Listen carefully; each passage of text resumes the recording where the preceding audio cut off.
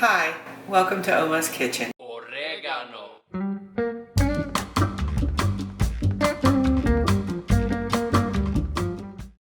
We did a little filming around Thanksgiving in Oma's Kitchen this year. The day before, I always put the stuffing together and put it in the refrigerator.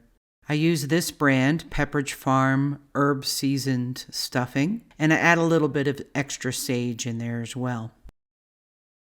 I use 2 to 3 apples, a big sweet onion, and some chicken broth.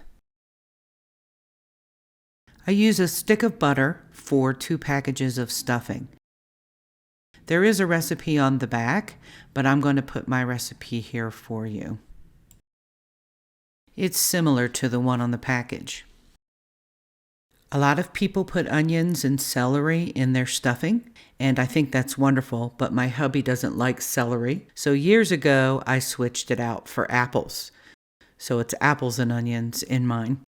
You'll need a big bowl to mix the stuffing in and a saucepan to cook the apples and onions in the butter.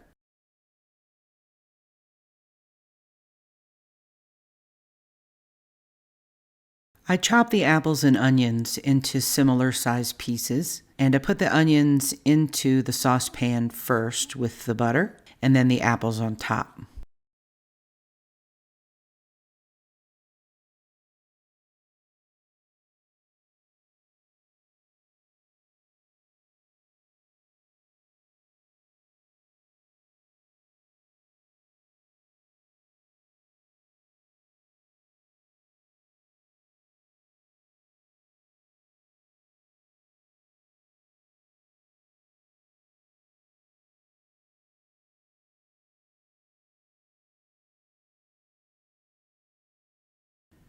I use a small paring knife to peel the apples first before using my big knife to chop them up.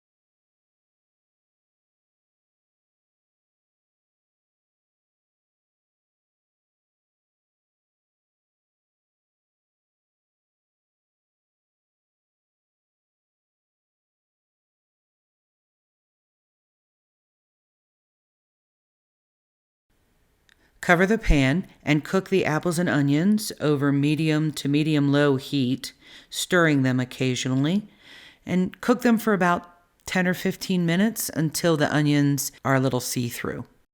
This is enough stuffing to fill a 9 by 13 inch pan that's a good 3 inches deep. And I use a couple tablespoons of butter to really grease the edges and the corners and the bottom of the pan.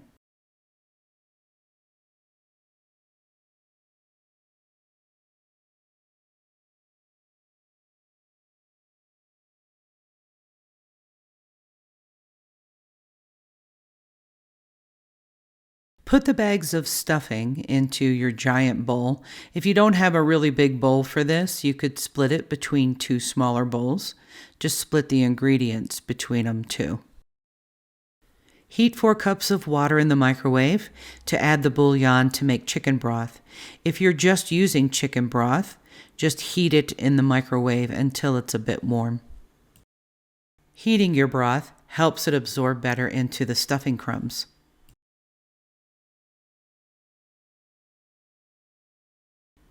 While it's still dry, I add about a teaspoon of sage to the stuffing mix.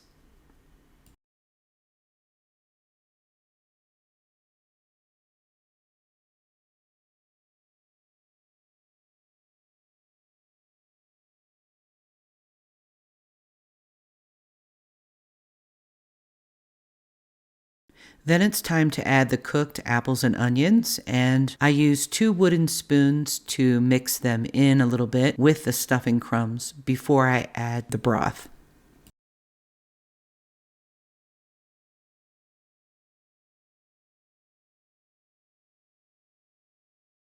Yeah, this makes a mess because my bowl's too full, but that's okay.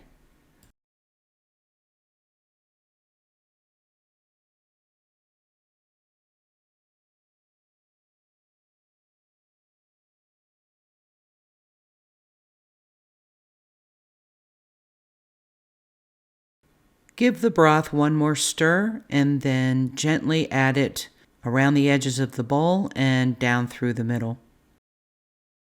I try to keep the whole thing over the bowl so it doesn't dribble over the edges.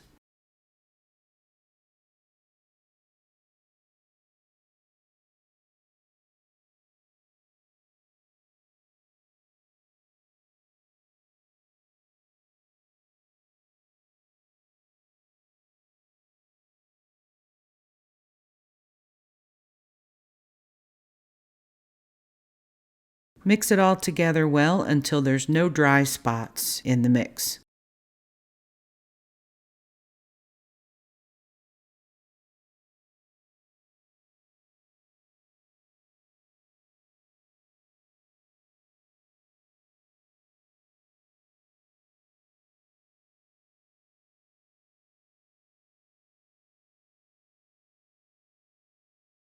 Carefully pour it into your prepared pan. That bowl is really heavy with that stuffing in it.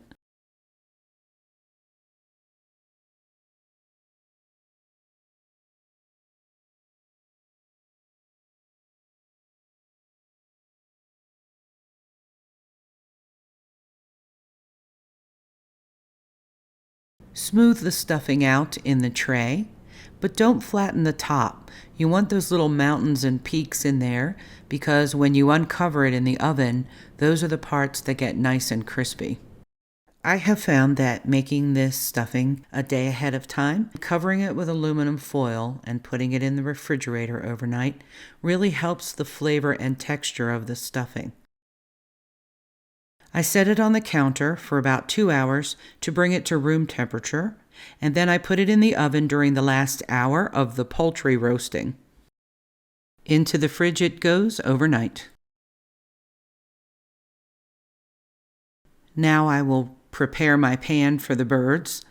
My family does not like the taste of turkey, so each Thanksgiving I either make 2 whole roasting chickens or, as in this year, a few Cornish game hens. I place heavy-duty aluminum foil into the bottom of my roasting pan, and then I place 2 racks in on top of that. I use about half an orange and a few tablespoons of butter per bird.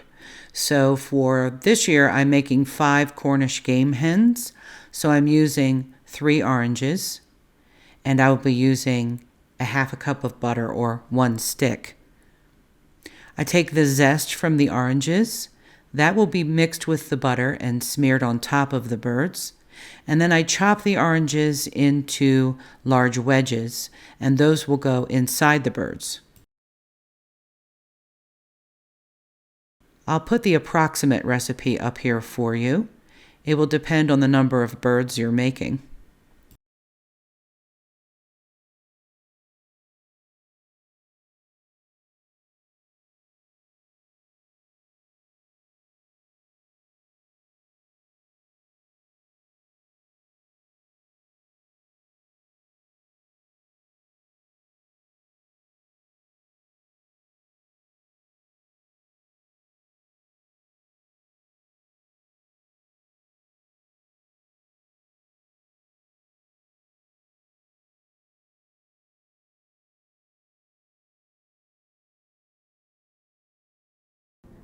Open the birds in the sink and rinse them well.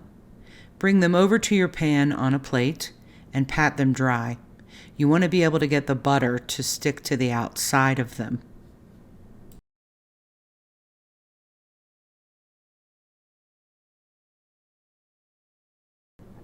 Salting the cavity helps flavor the meat, and then I place the orange wedges inside.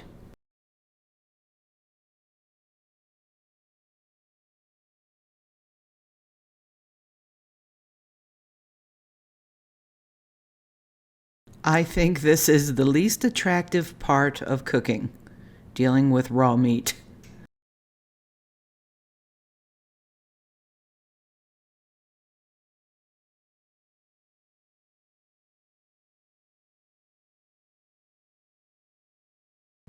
Placing this many birds together in the same pan means I have to cook them for an extra hour or so. I try to leave space between the birds. Add the remaining orange wedges to the cavity of the birds.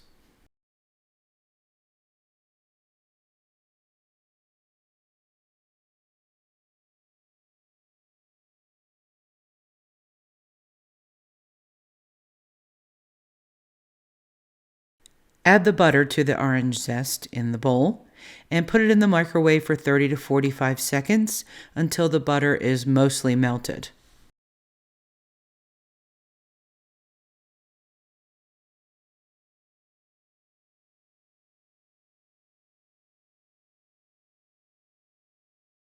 Then add 1/2 to 1 teaspoon of salt, onion powder, and parsley to the butter and orange zest mixture.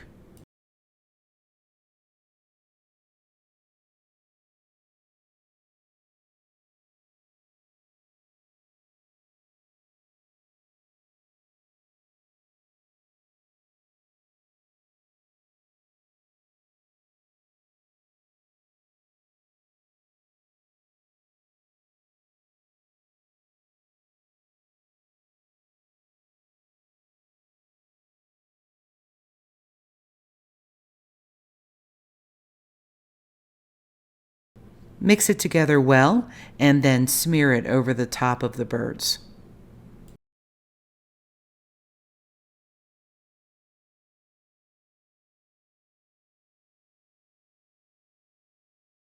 Make sure to coat them well, including the legs.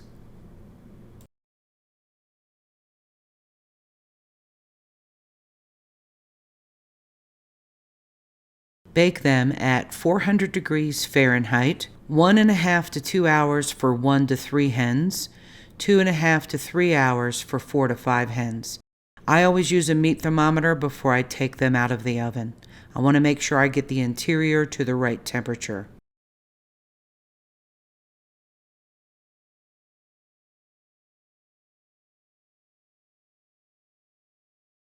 And into the oven they go. It's awesome. Would you like some wine? Yes. That looks amazing. You think so? Yum. Yum.